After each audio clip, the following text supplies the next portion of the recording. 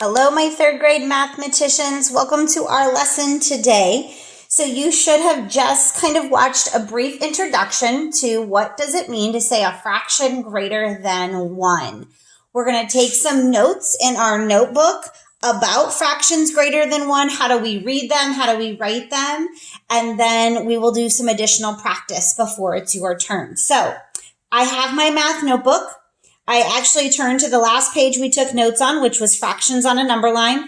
And I'm going to turn to a fresh page so that I can take my notes about fractions greater than 1. That way I have them separated out.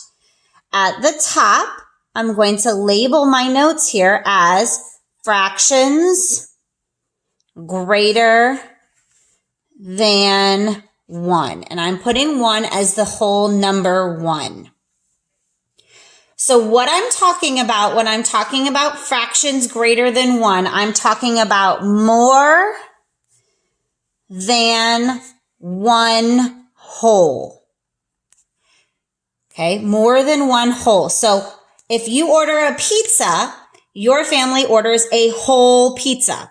Okay, if I'm talking about more than 1 whole, that means that we've ordered 2 pizzas or 3 pizzas. Thinking of a cake. 1 full cake would be 1 whole. That's not greater than 1. But if we have 2 cakes, we now have more than 1. So that is what we're going to be looking at.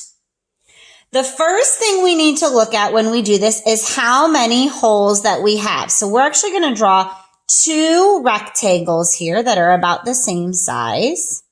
And these rectangles are going to represent my pans of brownies. So I'm going to be making some brownies. I made 2 pans. And I am going to be serving groups of 6. So I'm going to start with the first whole. This is the important component. When we're talking about fractions greater than 1, no matter how many whole brownie pans we have, we focus on 1 first. So if we were going to do this into 6ths, we're going to break it into thirds first, like we've talked about, and then cut that third in half. So now we have 6 pieces on this pan, and we're going to cut the second pan into 6ths also. Okay. If I were to add another pan of brownies, it would be cut into 6ths as well, because each time we add a whole, it's going to be broken into the same amount as the first one. When we are looking at this, to get our denominator, which is our bottom number, we focus on 1 whole. And this is the key here. I'm even going to put a little star. To get my denominator, we focus on 1 whole, and what is the units in 1 whole? Doesn't matter even which whole I look at, but I'm not going to count them all together. So if I focus on 1 whole, let's go with this one. I count how many units is this whole made up of? It is made up of 6 units. So my denominator is going to be 6. It is not 12 because I don't focus on both. I only focus on 1. Now, I'm going to have served 7 people. So I'm going to have served 1 whole sheet and part of my next sheet or pan of brownies. So if I were to look at this, I now know that I have served 1 whole pan of brownies, or 6 of those units, and another unit. So all together, if these are each 1/6, because those are our unit fractions, I have served 1/6, 2/6, 3/6, 4/6, 5/6, 6/6, and 7/6. So the 7 is still how many I'm counting, or how many parts counted. That does not change. The only thing we focus on that's different now is we don't pay attention to the parts in both, just in 1. I know this fraction is greater than 1 because now I notice that my numerator is bigger than my denominator, which means I've now passed 1 whole pan. All right, let's do a candy bar. Here we go. We're going to draw 3 candy bars. And candy bars are often broken into eighths. So I'm going to cut this in half, cut each half into half, remember 1/2 to 4, and then I'm going to slice it horizontally. So now it kind of looks like a candy bar, and I'm going to do that with all of my pieces because each candy bar is equal. We want to have equal parts. I want you to shade in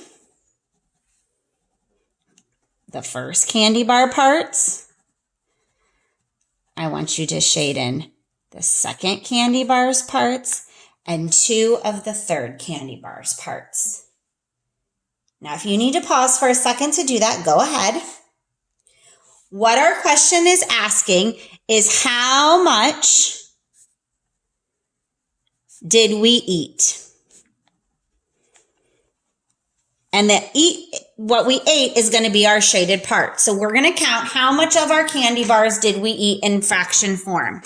So just like we talked about, to find our denominator, we count only the units in one fraction, in one whole. So it doesn't matter which one. Let's pretend we only focused on the last one. How many units is this candy bar made up of? 1, 2, 3, 4, 5, 6, 7, 8. The candy bar is made up of 8 units or 1/8 pieces.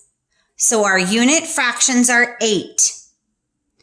How much did we eat? We're going to count how many parts are shaded. So it would be 1/8, 2/8, 3/8, 4/8, 5/8, 6/8, 7/8, 8/8. This represents 8/8 because it's one whole thing. If I were to count the next one, I would have 9/8, 10/8, 11/8, 12/8, 13/8, 14/8, 15/8, 16/8. And I'm only writing this up here at top so I can remember as I'm counting. If I keep going, now I have 17/8 and 18/8. So how much of the candy bar did we eat? We ate 18/8, which means I ate more than 1 because 18 is bigger than 8.